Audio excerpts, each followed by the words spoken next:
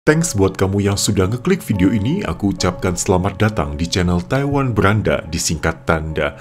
Untuk kamu yang baru pertama kali datang ke channel ini, perkenalkan, aku adalah Mr. Tanda. Taiwan Beranda dan aku Mr. Tanda akan hadir mengisahkan Taiwan dan dunia dari sisi dan tentunya dengan cara yang berbeda. Jangan lupa untuk subscribe channel ini dan bunyikan lonceng notifikasi. Pastikan kamu adalah yang pertama tahu ketika aku upload video baru. Dan di channel ini, aku akan membagikan kisah mistis, insiden, dan juga kriminal dari Taiwan dan juga dari belahan dunia lainnya.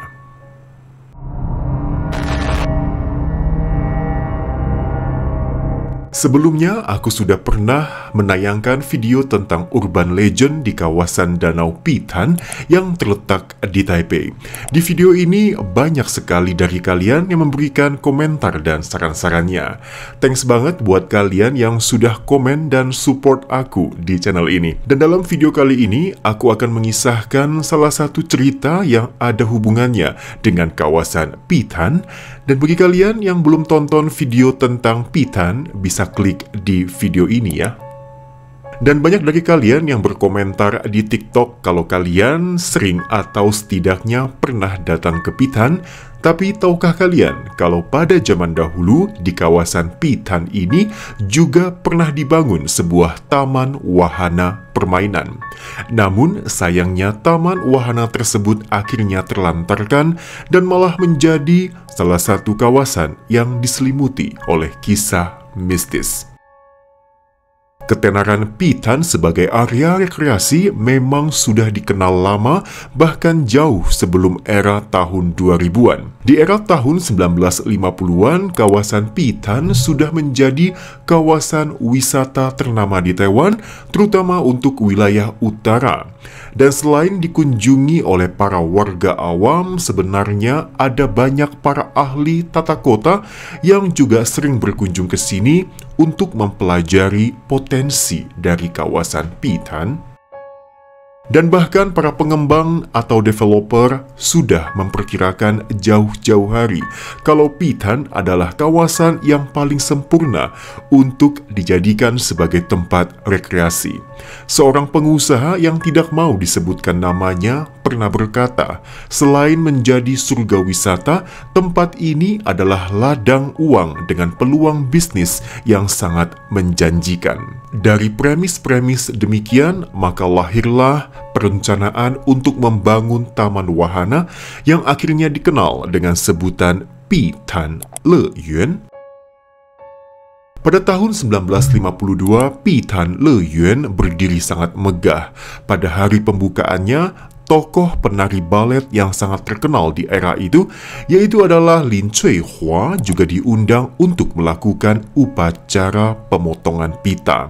Di samping itu, banyak surat kabar lokal di Taiwan datang meliput kegiatan pembukaan Pitan Leyuan. Dan di saat itu, pemberitaan pembukaan tentang taman wahana ini selalu menghiasi headline utama di banyak surat kabar dan radio, bahkan hingga berhari-hari. Taman Wahana Pitan atau Pitan Leyuan terletak di Gunung Hemei, tepatnya di seberang Danau Pitan, dan tiket masuk untuk di tahun tersebut berkisar NTD $10. Ini sudah termasuk dengan transportasi dari Taipei hingga ke Xintian, serta menaiki wahana kapal pesiar di tengah danau dan makan satu kali. Mungkin ada sebagian dari kalian yang beranggapan bahwa harga tiket masuk ini sangat murah sekali karena semuanya sudah all include. Tetapi apakah benar demikian? Gaji bulanan rata-rata Taiwan di kala tersebut hanya berkisar NTD $300 per bulannya. Jika dikonversi ke harga hari ini, tiket masuk di kala tersebut setara dengan 2000 NTD. Jadi sebenarnya harga ini termasuk cukup mahal, sehingga tidak semua orang mampu mengunjungi Taman Wahana Pitan. Dan hal ini juga membuat pihak pengelola sakit kepala karena biaya maintenance yang harus mereka keluarkan setiap bulannya ternyata tidak sebanding dengan pemasukan yang diterima.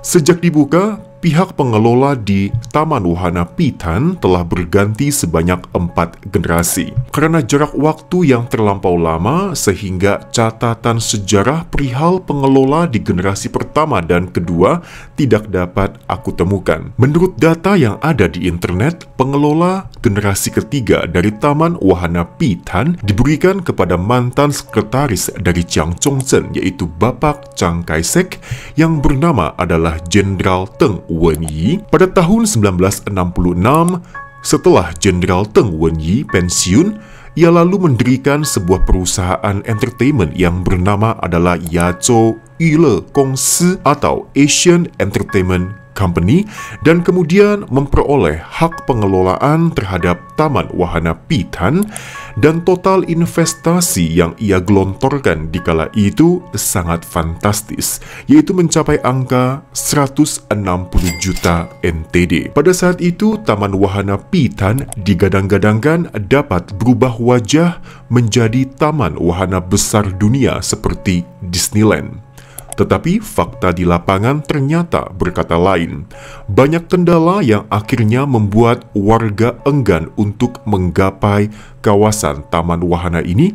Salah satunya adalah masalah transportasi. Tidak lama, hak pengelolaan dari Taman Wahana Pitan dijual kepada perusahaan berikutnya yang bernama adalah Xingfu Jianse Gongshi. Kemudian Taman Wahana ini pun berganti nama menjadi Taman Wahana Xingfu Pitan, dan dikala itu kawasan Wulai yang menjadi lokasi terdekat dari Taman Wahana Xingfu Pitan juga memiliki 2 taman wahana yang tidak kalah menarik lainnya. Masing-masing yaitu adalah Xuexian Leyuan dan Datong Xueshang Leyuan, sehingga persaingan di kawasan ini menjadi sangat-sangat ketat. Dan setelah bertahun-tahun membuka kegiatan operasionalnya, ternyata takdir berkata lain dan Taman Wahana Xingfu Pitan mengalami kebangkrutan, dan akhirnya pada tahun 1984 Taman Wahana ini resmi ditutup. Dan kawasan yang dibuka dengan sangat meriah selama berpuluh-puluh tahun akhirnya mulai ditinggalkan begitu saja. Dan setelah terbengkalai beberapa waktu, Taman Wahana yang terletak di pegunungan ini lambat laun pun menjadi spot favorit bagi mereka yang gemar bereksplorasi, apalagi kisah mistis dari tempat ini mulai dibicarakan dari mulut ke mulut. Pada tahun 1990-an ada ratusan program supernatural dari stasiun TV besar di Taiwan mengunjungi kawasan reruntuhan Taman Wahana Xingfu Pitan selama berkali-kali. Lukisan kartun yang lucu seperti Putri Salju dan 7 kurcaci masih dapat terlihat di tembok yang sudah ditumbuhi oleh tanaman yang merambat. Tidak sedikit dari warga yang pernah kemari untuk uji nyali pun berkata kalau energi negatif di Taman Wahana Xingfu Pitan sangat kental. Salah satu produser variety show misteri di Taiwan berkisah, setiap kali saat mereka hendak melakukan syuting, selalu saja ada kendala yang tiba-tiba muncul. Dan tidak jarang kalau beberapa wahana di sini diberitakan tiba-tiba bisa berputar sendiri tanpa ada yang menaikinya. Dan yang lebih menyeramkannya lagi, pasokan daya listrik di kawasan ini ternyata sudah lama diputus, terutama semenjak Taman Wahana Xingfu Pitan mengumumkan kebangkrutannya. Kemistisan kawasan ini kian bertambah, apalagi semenjak terjadinya kecelakaan konstruksi pada tahun 1999. Saat itu, para pekerja tengah bersiap-siap untuk membongkar wahana Ferris wheel yang terdapat di dalam Taman Wahana Xingfu Pitan, dan tiba-tiba saja wahana ini pun bergerak.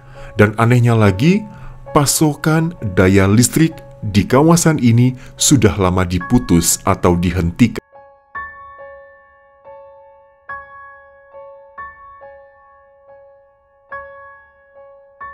Wheel berukuran raksasa itu pun langsung jatuh, kemudian menimpa mesin ekskavator di bawahnya. Dan tragisnya lagi, staf yang tengah mengemudikan ekskavator bersangkutan tewas menggenaskan setelah tergencet oleh salah satu tiang dari wahana Ferris wheel tersebut. Dan kisah menyeramkan dari reruntuhan taman wahana ini pun datang silih berganti, membuat kawasan ini semakin mencekam meski telah ditutup bertahun-tahun.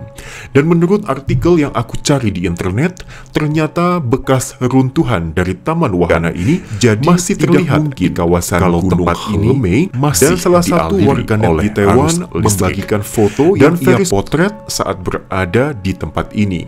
Dapat terlihat beberapa barang atau patung yang dulunya pernah menghiasi taman wahana Xing Fu Pithan masih berdiri dan terlihat sangat tidak terawat. Dan bahkan di salah satu dahan pohon yang terdapat dalam area ini terdapat simpul tali yang diduga adalah bekas bunuh diri.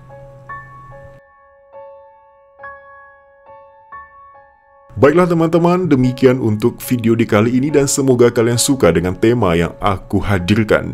Dan jangan lupa untuk subscribe channel ini dan bagikan ke teman kamu supaya yang lainnya tahu cerita-cerita lain yang terdapat di Taiwan.